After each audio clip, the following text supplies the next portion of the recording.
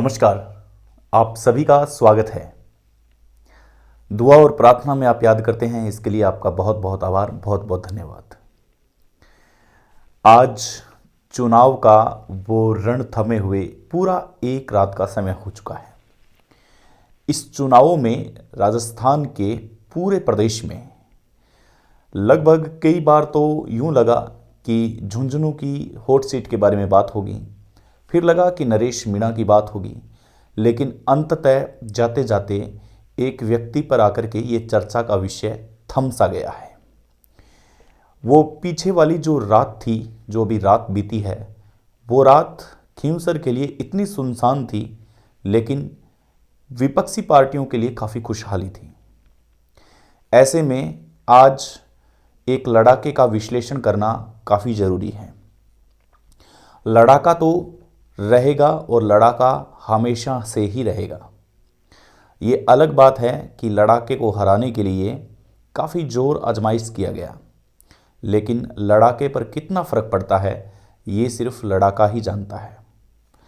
चलिए हम आज एक निष्पक्ष विश्लेषण करते हैं और आपको बताते हैं कि आखिर सत्यता क्या है।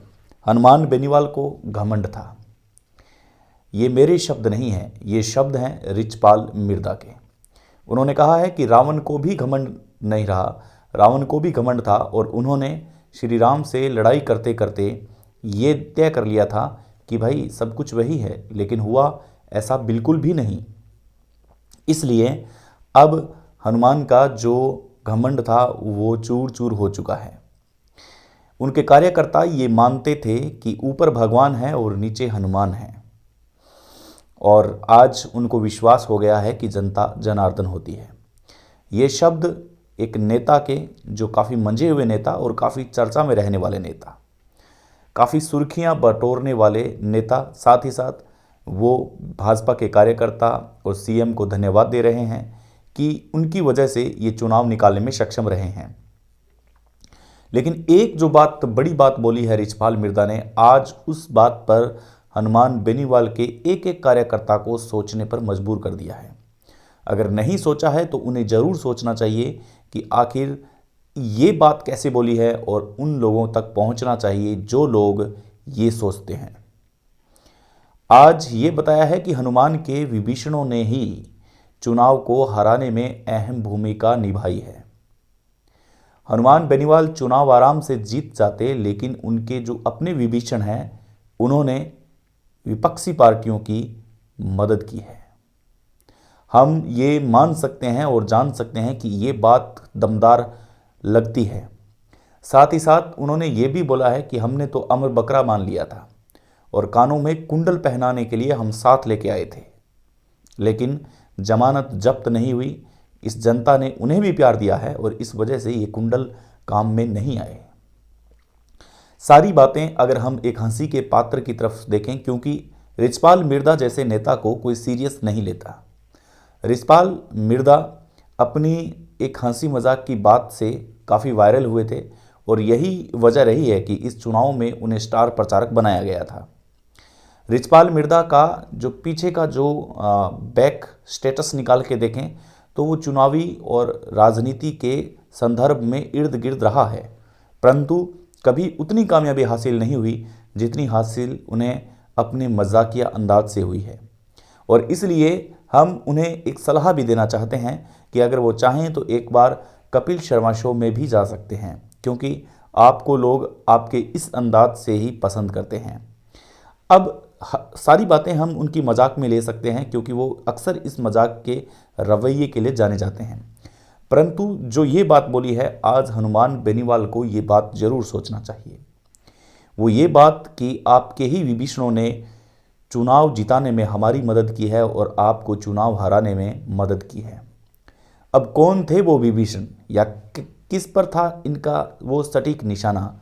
सबसे बड़े अगर विभीषण की बात करें तो हनुमान के विभीषण डांगा से बड़ा कोई हो ही नहीं सकता, क्योंकि चुनावी रण में और चुनावी बिगुल में अगर किसी ने साथ दिया था तो हनुमान बेनीवाल का डांगा ने दिया था।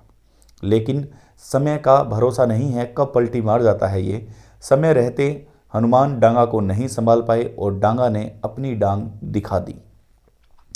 ये पिछले चुनाव में भी हुआ, ये अब चुनाव में भी हुआ, लेकिन दोनों ही चुनावों में हनुमान बेनीवाल एकदम से यूं कह सकते हैं कि उन्हें मात देने में समर्थ नहीं रहे।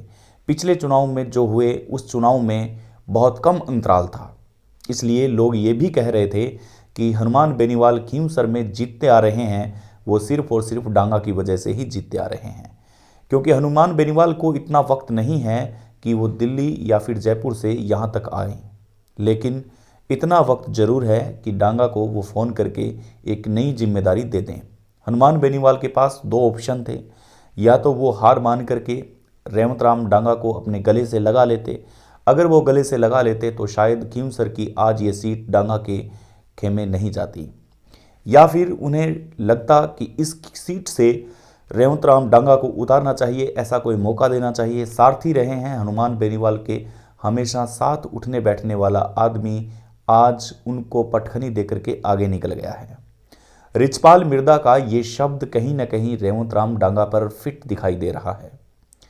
विभीषण चाहे कितने ही हों, रेवंत राम डांगा एक प्रमुख वो नाम था जो हनुमान बेनीवाल के साथ हमेशा जुड़ता हुआ दिखाई दे रहा था।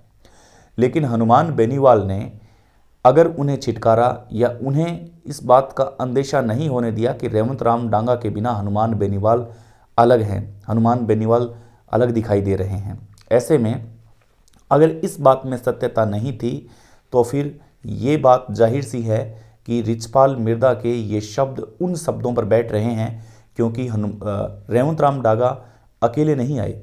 जब रेवंत राम डांगा इस चुनावी रण में कूदने के लिए आए तब रेवंत राम डांगा के साथ काफ़ी ऐसे हथियार थे, काफ़ी ऐसे लोग थे, काफ़ी ऐसी पलटन थी जो हनुमान बेनीवाल की कभी न कभी साथ चलने वाली उस भीड़ का हिस्सा थी।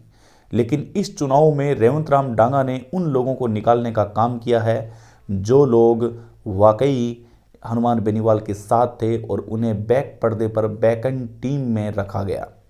यूं कह सकते हैं कि पर्दे के पीछे सिक्सर लगा या फोर लगा ये किसी ने नहीं देखा, लेकिन रन बटोरने में वो पुराने कार्यकर्ता हनुमान बेनीवाल के सक्षम रहे, अग्रणी रहे और ज़बरदस्त भूमिका निभाई, और इसी वजह से रिचपाल मिर्दा के ये शब्द उन पर सटीक बैठते हुए दिखाई दे रहे हैं। ऐसे में आज हनुमान बेनीवाल को और हनुमान बेनीवाल के उन कार्यकर्ताओं को ये सोचना चाहिए कि जो आपने गलतियां की है, आपने अपने कार्यकर्ताओं को कितना वेटेज दिया है, कौन से कार्यकर्ता किस तरीके से गए हैं, वही कार्यकर्ता रेवंत राम डांगा की जीत के कारण बने हैं। ये विश्लेषण तो हर नेता करता है। आज हनुमान बेनीवाल की आरएलपी पार्टी के वो पदाधिकारी भी करते होंगे जिन पदाधिकारियों ने उनको हल्के में लिया है, लेकिन आज रिचपाल मिर्दा की ये बातें जरूर उनको चुभती होगी, लेकिन आज उनके हाथ में देसी घी के लड्डू हैं, इसलिए शुगर का कोई सवाल ही नहीं उठता। बने रहें हमारे साथ, हम मिलते हैं एक नए अंक में। तब तक के लिए नमस्कार, रब्बा खैर, शब्बा खैर, जय हिंद।